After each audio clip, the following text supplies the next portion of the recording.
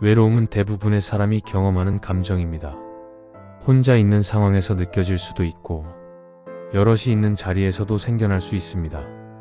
사회적으로 연결된 세상 속에서도 고립감을 느끼는 경우는 흔합니다.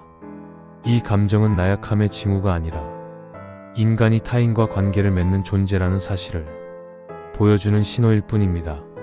현대에는 혼자 살아가는 사람들이 점점 많아졌습니다. 직업의 상실, 관계의 상실, 건강의 상실, 1인 가구의 증가, 비대면 환경, 개인 중심의 일상은 사람을 더욱 고립시킵니다. 이 영상에서는 동서양의 여러 인물들이 겪은 외로움에 대해 이야기하려 합니다. 그들은 각자의 이유로 고립되었고, 그 시간 속에서 나름의 방식으로 자신을 다듬었습니다. 그들의 외로움은 특별한 것이 아니었습니다. 오히려 지금 이 영상을 듣고 있는 당신과 크게 다르지 않은 보편적인 감정이었습니다. 이야기를 통해 우리는 외로움을 해소하려 하기보다는 그 감정을 더 잘 이해하고 받아들이는 방법을 조용히 생각해 볼 수 있을지도 모릅니다. 첫 번째로 정약용 선생의 유배지에서의 고독한 삶을 알아보겠습니다. 1801년 조선, 정조가 승하한 뒤 전국은 급격히 보수화됩니다. 그동안 정조의 보호를 받으며 실학을 발전시켜온 남인 계열 학자들에 대한 탄압이 시작됐고, 정약용도 그 대상이 됩니다. 그는 천주교 신자들과의 친분, 당시 권력 구조에서의 불리한 위치 때문에 신유박해의 여파로 강진으로 유배됩니다. 관직은 삭탈되었고 가족과도 떨어졌습니다. 그는 전라도 남쪽 끝 인적 드문 강진으로 향했습니다. 그가 도착한 곳은 외진 시골 언덕 위의 초라한 초당이었습니다. 지금의 다산초당이라 불리는 그 집은 흙벽에 비가 새고 바람이 드는 작은 공간이었습니다.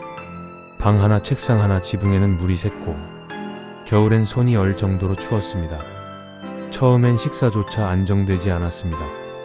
마을 주민의 도움으로 보리죽으로 끼니를 때웠고 가끔은 스스로 밭을 일구기도 했습니다. 그가 머물던 초당은 마을에서 조금 떨어진 언덕 위에 있었습니다. 방은 하나뿐이었고 지붕에는 빗물이 샜습니다. 겨울이면 바람이 방 안으로 그대로 들어왔고 여름엔 습기가 눅눅하게 책장을 타고 올라왔습니다. 처음에는 식사조차도 자급해야 했습니다. 가끔 마을 주민이 밥을 지어 나르기도 했지만 그마저도 어려운 날엔 직접 밭을 일구어 보리죽을 끓이기도 했습니다. 마을을 내려가 식량을 구하려니 해는 저물고 사람은 말을 아꼈다. 그는 유배 초기 일기에서 이렇게 씁니다. 두문불출하고 책상 앞을 지켰다. 말할 사람도 없고 찾아오는 사람도 없었다. 외로움은 빠르게 찾아왔습니다. 친한 벗은 멀리 있고 문을 열어도 마을 아이 소리조차 들리지 않는다. 사람의 기척이 없는 들판에서 나는 글을 읽는다. 그러나 그는 이 시간을 허무하게 보내지 않았습니다. 정약용은 하루 일과를 엄격하게 정했습니다. 이른 새벽에는 경전을 필사하고 오전에는 자신의 문장을 다듬었으며 밤에는 글을 고쳤습니다. 그는 이렇게 썼습니다. 하루 한 글을 쓰지 않으면 마음이 흐려지고 이틀을 비우면 입이 거칠어진다. 시간이 흐르면서 그는 제자를 받아들입니다. 황상, 윤종진, 이청 같은 제자들이 먼 길을 걸어와 그의 글을 배우고 돌아갔습니다. 그는 학문에 있어 엄격했지만 교유에 있어선 매우 조용했습니다. 그는 이렇게 말했습니다. 나는 말수를 줄이고 걸음을 줄였다. 사람의 눈보다 내 그림자와 함께 지내는 시간이 더 길었다. 한 번은 마을 주민이 말없이 쌀을 문 앞에 놓고 간 날, 정약용은 작은 종이에 시 한 구절을 써 돌려줍니다. 그 시는 남아있지 않지만 주민은 평생 그 종이를 간직했다고 전해집니다. 어느 날은 한 마을 아이가 물었습니다. 할아버지는 왜 맨날 혼자 말도 없이 책만 보세요? 그는 이렇게 대답했습니다. 혼자 있어야 글이 보이고 말이 없을수록 생각이 길게 남는다. 그는 자식들에게도 편지를 보냅니다. 나는 이 조용함이 괴롭지 않다. 말이 없으니 생각이 깊고 사람의 눈치가 없으니 글이 곧다. 마음을 다스리는 데에는 말보다 조용한 독서가 낫고 스스로를 채우는 데에는 조용한 고독이 필요하다. 고립된 공간에서 그는 민중의 삶, 행정, 형벌, 국가 운영에 대한 철학을 정리합니다. 그 결과 목민심서, 경세유표, 흠음신서를 비롯해 약 500여 권에 이르는 저술이 남겨졌습니다. 그는 스스로의 내면을 돌아보며 자찬묘지명에 이렇게 씁니다. 세상의 일이 내 뜻대로 되지 않더라도 내 마음 하나는 다스릴 수 있어야 한다. 어느 날 그는 강가에서 물을 길어와 그 물줄기를 따라 작은 다리를 놓고 정원을 손질합니다. 다산일기에 이렇게 씁니다. 가까운 골짜기에 물을 끌어와 마당을 적시고 그 안에서 마음을 적셨다. 그는 절망을 인정하지 않았습니다. 오히려 조용한 시간 속에서 글을 쓰고 사람을 가르치며 나를 단련했습니다. 그는 이렇게 말했습니다. 고독은 내게 글을 쓰게 했고 생각을 깊게 했으며 내 마음을 돌아보게 했다. 아흔각비에는 이렇게 적혀 있습니다. 나는 지금 누구와도 이야기하지 않는다. 그러나 내 책은 미래의 사람들과 이야기할 것이다. 정약용에게 외로움은 고통이자 자극이었고 침묵이자 사유의 공간이었습니다. 그는 그 시간을 허비하지 않았고 멈추지도 않았습니다. 18년의 고립 속에서 그는 조선의 가장 깊은 사상과 실천적 철학을 남겼습니다. 외로움과 고독은 그를 무너지게 하지 않았습니다. 오히려 그를 완성시켰습니다. 다음 이야기는 퇴계 이황 선생의 고독한 삶에 대해 알아봅니다. 1501년 경상도 안동. 이황은 양반 가문에서 태어났습니다. 어릴 적부터 학문에 뛰어났고 일찍이 성리학의 핵심 사상을 깊이 이해한 인물이었습니다. 그는 과거의 급제의 벼슬에 올랐지만 조정의 현실은 그를 실망시켰습니다. 정치적 인맥보다 도덕성과 원칙을 중시한 그는 당파와 권력 다툼 속에서 점차 소외됩니다. 그리고 결국 그는 벼슬을 내려놓고 고향 안동 도산으로 귀향합니다. 도산은 조용한 골짜기였습니다. 그는 그곳에 작은 서당을 짓고 도산서당이라 이름 붙입니다. 집은 작았고 가구도 많지 않았습니다. 그는 그 안에서 직접 불을 지피고 종이를 아껴 썼습니다. 하루는 도산에 첫눈이 내리던 날 제자가 찾아와 눈길을 걷는 걸 걱정하며 말했습니다. 이 깊은 산 중에 혼자 계시니 너무 적막하지 않으십니까? 그는 조용히 웃으며 말했습니다. 조용할수록 마음이 맑아진다. 군자의 길은 번잡함을 멀리하는 데 있다. 이황은 외로움이라는 단어를 직접 많이 쓰진 않았습니다. 하지만 편지나 글에서 간접적으로 그 고요함과 단절감이 느껴집니다. 그는 형 이호에게 보낸 편지에서 다음과 같이 썼습니다. 나는 홀로 살고 있다. 밖으로 나가지 않고 말을 아끼고 하루는 책과 더불어 지나간다. 그는 독서의 시간을 가장 중요한 삶의 축으로 여겼습니다. 밤에는 불을 줄이고 아침에는 새벽에 일어났습니다. 그 시간 속에서 그는 주자서전료, 성학십도 등 성리학의 핵심을 정리했습니다. 한 제자가 물었습니다. 선생님, 이토록 학문에 정진하시니 즐거우십니까? 그는 이렇게 대답합니다. 즐겁다는 감정보다 내 마음이 흐트러지지 않는 것이 중요하다. 도산서당 근처에는 도산별과라는 작은 뜰이 있습니다. 그곳에서 그는 혼자 앉아 시를 짓고 산을 바라보곤 했습니다. 하루는 적막한 오후에 그는 이런 시를 남겼습니다. 산은 말이 없고 나는 조용히 듣는다. 바람은 지나가지만 마음은 머문다. 이황은 외로움을 특별한 감정으로 분리하지 않았습니다. 그는 외로움, 고독도 단절도 자연스러운 삶의 일부로 받아들였습니다. 그 고요함 속에서 그는 더 깊은 자각과 집중을 경험합니다. 그는 죽기 전 남긴 글에 이렇게 씁니다. 이 세상에서 가장 어려운 것은 스스로를 지키는 일이다. 외로움이란 어쩌면 스스로를 지키는 시간일지도 모릅니다. 도산의 조용한 공간에서 그는 혼자였지만 흔들리지 않았습니다. 그 고요한 시간은 그의 사상을 완성하는 토대가 되었습니다. 다음으로 고독 속에서 책임을 견딘 에이브러햄 링컨의 이야기입니다. 1809년 미국 켄터키의 작은 오두막, 에이브러햄 링컨은 가난한 농부의 아들로 태어났습니다. 정규 교육은 1년 남짓에 불과했지만 그는 독학으로 법률을 공부했고 변호사, 주의회 의원, 연방 하원 의원을 거쳐 마침내 대통령이 됩니다. 그의 외로움은 어린 시절부터 시작됩니다. 9세의 어머니를 19세의 누나를 잃었고 아버지는 말이 없고 권위적인 인물이었습니다. 그는 이렇게 말했습니다. 나는 혼자 걷는 것에 익숙하다.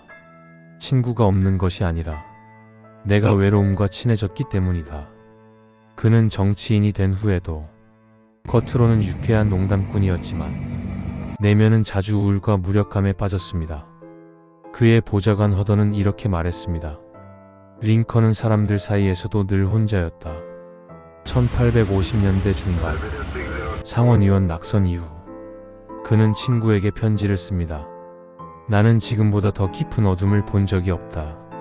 모든 것이 무겁고 걷는 것도 힘겹다. 그는 수개월 동안 은둔하며 자신만의 글과 사유를 노트에 적습니다. 그 노트에는 이 고통이 끝나기를 기다리는 것, 그것이 나다. 라는 문장이 반복됩니다. 1861년 미국 제16대 대통령으로 취임한 링컨. 그러나 남부의 탈퇴와 남북전쟁의 발발로 그의 첫 임기는 혼돈 속에서 시작되었습니다. 매일 올라오는 전쟁 포고, 전투 사망자 명단, 노예제 문제, 국가 분열의 책임. 그는 고요한 밤에 펜을 내려놓고 혼잣말처럼 중얼거립니다. 모든 결정이 옳을 수는 없다. 그러나 누구도 내 자리에 오고 싶어 하지는 않을 것이다. 그는 종종 밤중에 백악관 서재에서 홀로 글을 썼습니다. 지도자의 자리는 외로운 자리다. 누구에게도 털어놓을 수 없고 누구에게도 기대지 못한다. 1862년 아들 윌리엄이 병으로 죽습니다. 그는 무너지지 않으려 애쓰지만 그의 내내 깊은 침묵에 잠깁니다. 나는 오늘 밤 아들을 다시 안을 수 없다. 그러나 나는 이 나라를 안고 있어야 한다. 슬픔을 가라앉히려 그는 다시 일에 몰두합니다. 전쟁 중반기부터 그는 점점 더 많은 편지를 병사 가족들에게 직접 써서 보냅니다. 그중 유명한 한 편지에는 그대의 아들이 조국을 위해 죽었음을 우리는 기억하겠습니다. 그 죽음이 헛되지 않도록 나는 오늘도 견딥니다. 라고 적혀 있었습니다. 전쟁이 끝날 무렵 그는 노예제 폐지를 위한 수정헌법을 추진하고 국민 화합을 위한 두 번째 취임 연설에서 이렇게 말했습니다. 원한 없이 자비로운 마음으로 우리는 모두의 상처를 치유해야 한다. 그는 대통령직을 수행하면서도 끊임없이 혼자였고 묵묵히 자신과 싸웠습니다. 그는 이렇게 말했습니다. 나는 동의하지 않는 사람도 설득하고 싶다. 그가 나를 미워하더라도 나는 그를 인간으로서 존중할 것이다. 그는 살아있는 동안 고립과 책임, 그리고 슬픔 속에서 자신을 다스리는 법을 배웠습니다. 1865년 4월 남북전쟁이 종식된 직후 링컨은 극장에서 암살당하게 됩니다. 그는 평생 외로웠고 그 외로움 속에서도 무너지지 않았습니다.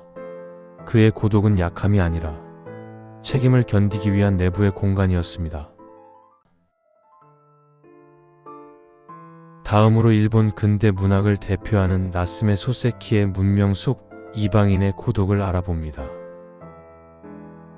1867년 일본 도쿄 에도 막부 말기의 혼란 속에서 나스메 소세키 선생께서 태어났습니다. 그는 태어난 직후 양자로 보내졌고 8살 무렵 다시 파양되며 친가로 돌아왔습니다. 나스메 소세키는 성장기 내내 자신이 소속되지 못한 존재라는 감정을 안고 살아갔습니다. 그는 어린 시절을 이렇게 회상하셨습니다. 나는 어느 공간에도 진정으로 포함되지 못했다. 존재하지만 속하지 않았다. 도쿄 제국대학에서 영문학을 공부하며 본격적으로 서구 문명과 마주했습니다. 당시는 일본이 개항 후 급속히 서구화를 받아들이던 시기였고 그는 그 중심에 있었습니다. 1900년 소세키는 문부성 유학생으로 영국 런던에 도착했습니다. 하지만 런던은 학문의 도시가 아니라 침묵과 소외의 공간이었습니다. 하숙집 주인과도 말이 통하지 않았고 길거리에서도 이방인의 시선을 피할 수 없었습니다. 그는 하루 종일 단 한마디도 하지 않은 날이 수십 일에 달한다고 회고했습니다. 당시 일기에는 이렇게 쓰여 있습니다. 나는 이방인이다. 도시와 나는 겹치지 않는다. 그림자처럼 움직이고 아무도 나를 보지 않는다. 런던의 공원 벤치에 자주 앉아 가로등 불빛을 바라보며 깊은 고독을 느꼈습니다. 그 경험은 후일, 그 후와 마음에 녹아들게 됩니다. 나는 런던에서 광인의 문턱까지 갔다. 인간이 인간으로 존재하는 것에 대한 불확실성만이 남았다. 결국 유학을 중단하고 귀국한 후 심한 신경쇠약을 겪으며 교수직을 맡았지만 점차 강단에서 멀어졌습니다. 그리고 본격적으로 문학에 전념하게 됩니다. 1905년 나는 고양이로서 이다를 발표하며 문단에 등장했고 이후 도련님, 산시로, 그 후 등을 통해 일본 근대 문학의 대표 작가가 되었습니다. 그의 작품들에는 공통된 주제가 있습니다. 인간의 단절, 문명 속 이방감, 말해지지 않는 고독, 마음에서는 화자가 나는 그의 고독을 사랑하게 되었다고 말합니다. 그는 자신의 고독을 문학을 통해 진솔하게 꺼내어 보여줬습니다. 1914년 한 제자가 결혼 후 인사를 드리며 물었습니다. 선생님, 혼자 사시니 외롭지 않으십니까? 그는 잠시 침묵하며 이렇게 말했습니다. 외로움은 피하는 것이 아닙니다. 견디는 것입니다. 더 정확히 말하면 익숙해지는 것입니다. 산문 유리문 안에서에는 다음과 같은 문장이 남아 있습니다. 나는 늘 유리문 안에서 바깥을 본다. 바깥은 움직이지만 나는 가만히 있다. 그 거리에서 나는 생각하고 기록한다. 1916년 위장병으로 고통받으며 명함을 집필하다 끝내 미완성으로 세상을 떠나게 됩니다. 그 책상 위에는 다음과 같은 메모가 남겨져 있었습니다. 모든 인간은 자기를 품고 살지만 자기를 끝까지 이해하는 사람은 드물다. 나는 그것이 외로움의 본질이라 생각한다. 나스메 소세키 누구보다 문명과 가까이 있었지만 그 문명 속에서 가장 깊은 고독을 느꼈습니다. 고독을 분석하기보다는 문학으로 승화시켰습니다. 고양이의 눈, 도련님의 농담, 산시로의 침묵, 그의 말 없는 외면은 모두 그 고독의 표현이었습니다. 나스메 소세키는 말로 외로움을 표현하지 않았습니다. 대신 조용히 글로 남겼습니다. 그 침묵은 지금도 그의 글 속에 살아 숨쉬고 있습니다. 다음으로 자기 안의 고독과 대면한 칼 융의 고독한 삶을 알아봅니다. 1875년 스위스 북부의 작은 마을에서 칼 구스타프 융이 태어났습니다. 목사의 아들로 자란 그는 어린 시절부터 자연을 관찰하며 혼자 있는 것을 즐겼습니다. 그는 말보다는 상상과 생각, 조용한 고립에 더 익숙한 아이였습니다. 후에 그는 회상했습니다. 어릴 적 나는 외부 세계보다 내면 세계에 더 친숙했다. 나만의 그림자와 이야기로 시간을 보냈다. 의학을 전공한 후 정신병리를 공부하면서 그는 지금은 트프로이트와 만나 정신분석학의 초기 공동체를 형성합니다. 하지만 성욕 중심 이론에 반대한 융은 프로이트와 결별하게 되고 이때부터 융은 깊은 고독의 시기로 들어섭니다. 그는 나의 밤의 시기라고 불렀던 1913년부터 약 5년 동안 사회적 활동을 최소화하고 철저히 자기 내부로 향합니다. 나는 무의식 속으로 잠수에 들어갔다. 그것은 외롭고 무서운 여행이었지만 반드시 지나가야 할 길이었다. 이 시기 그는 꿈을 기록하고 무의식에서 떠오른 상징을 직접 그림으로 표현했습니다. 레드북이라 불리는 이 책은 바로 그 시기의 상징과 이미지 사유가 담긴 기록입니다. 또한 그는 이렇게 적었습니다. 내면으로 향하는 길은 혼자 걸어야 한다. 아무도 나와 함께 할 수 없으며 그 길 끝에서 나 자신과 마주친다. 이 시기에는 극심한 자기 탐색과 환상, 그리고 두려움이 혼재했습니다. 그러나 그는 멈추지 않았습니다. 오히려 그 고독을 분석하고 사유하며 심리학적 성과로 전환했습니다. 그는 무의식을 단순한 개인의 정신이 아니라 집단의 기억이 저장된 공간으로 보았습니다. 집단 무의식 아니마와 아니무스, 자기 셀프라는 개념은 이 고독의 시기를 지나며 구체화됩니다. 그는 스스로를 실험 대상으로 삼았고 자신의 내면에서 길어올린 통찰을 세상에 전했습니다. 외로움은 다른 사람들과 단절되어 생기는 것이 아니라 내가 중요한 생각을 말할 때 아무도 그 의미를 이해하지 못할 때 생긴다 라고 말했습니다. 이후 그는 스위스 호숫가에 볼링겐 탑이라는 오두막을 짓고 거주합니다. 그곳에서 그는 글을 쓰고 조각을 하고 나무를 깎으며 조용히 자기와 마주하는 삶을 이어갑니다. 탑은 나의 외부 자아다. 이곳에서 나는 세상과의 관계를 모두 닫고 진짜 나 자신과 함께 머무른다. 하루는 심리학을 공부하는 젊은 제자가 찾아와 물었습니다. 선생님, 인간은 왜 자기 자신을 두려워할까요? 그는 천천히 대답했습니다. 대부분의 사람은 자신과 진정으로 마주한 적이 없습니다. 그것이 고독의 출발이기도 합니다. 융은 심리학자였지만 동시에 철학자이자 예술가였으며 무엇보다 자기 내면을 끝까지 밀고 들어간 탐험자였습니다. 그는 말년에 이렇게 말했습니다. 내 삶은 하나의 이야기였다. 무의식이 나를 이끌었고 나는 그 길을 걸으며 의미를 찾았다. 그의 고독은 감정이 아니라 탐색의 상태였습니다.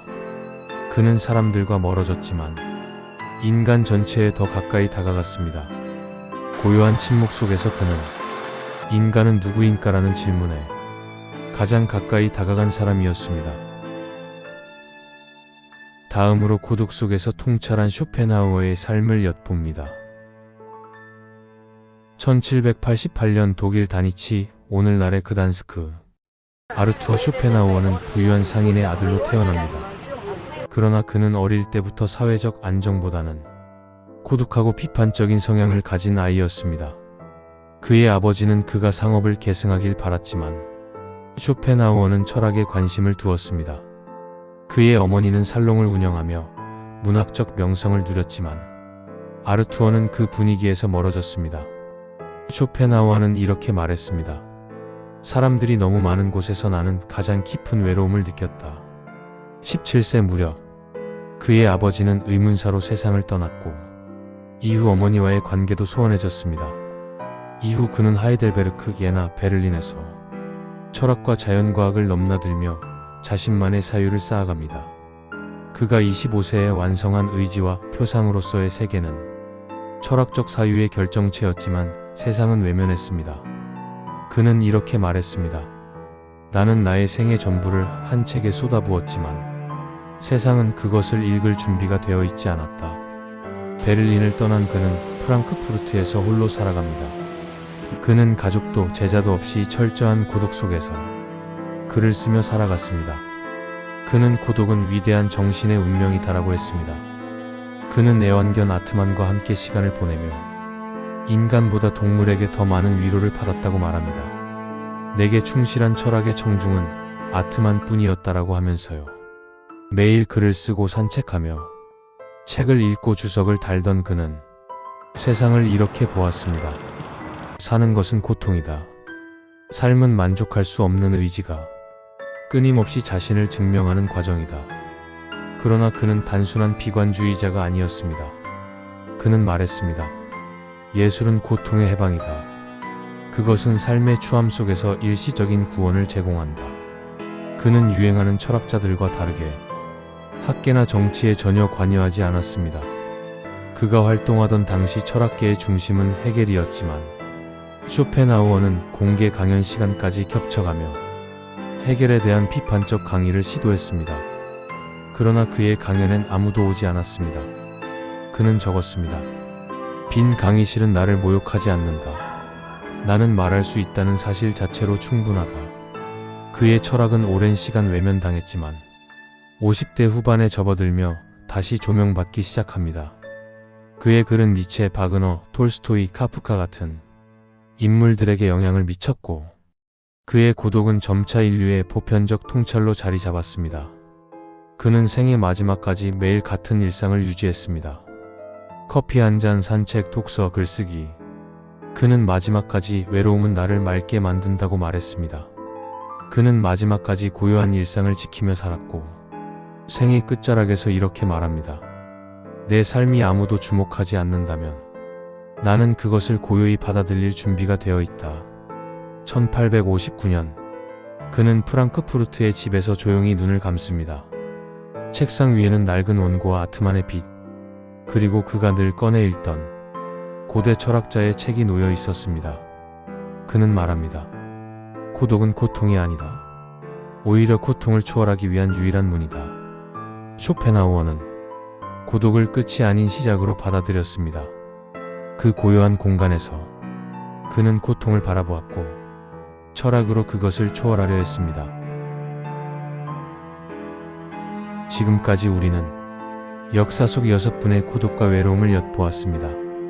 누군가는 유배지에서, 누군가는 자신만의 서재에서, 또 누군가는 사람들 속에서 더욱 깊은 외로움을 느끼며 스스로를 지켜냈습니다.